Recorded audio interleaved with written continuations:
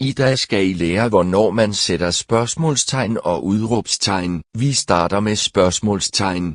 Man bruger spørgsmålstegn for at vise, at ord eller sætninger er ment som spørgsmål. For eksempel, sover du?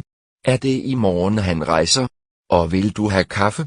Eller øl? Spørgsmålstegnet bruges dog kun ved direkte spørgsmål, såsom spurgte du, hvor han boede? Ved I, hvem han er? Der skal således ikke spørgsmålstegn i for eksempel. Jeg spurgte, hvor han boede. Vi ved ikke, hvem han er. Efter retoriske spørgsmål kan der sættes spørgsmålstegn eller udråbstegn. Hvem har ikke lyst til et par dages ekstra ferie? Spørgsmålstegn.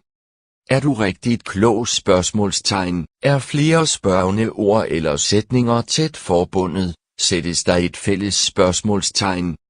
Er det i morgen han rejser, eller er det først i overmorgen? Spørgsmålstegn. Nu kommer der en ny og lærer jer om udråbstegnet. Man kan bruge udråbstegn for at vise, at ord eller sætninger er ment som udråb, ordre, opfordringer eller ønsker. For eksempel hallo, udråbstegn, hænderne op, udråbstegn, eller gider I lige dæmpe jer lidt? Udråbstegn. Udråbstegn kan også bruges i tiltale, blandt andet i indledningen til breve, for eksempel mine damer og herrer.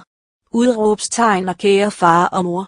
Udråbstegn. Efter udråbsspørgsmål kan der sættes udråbstegn, for eksempel hvem har ikke lyst til et par dages ekstra ferie? Udråbstegn.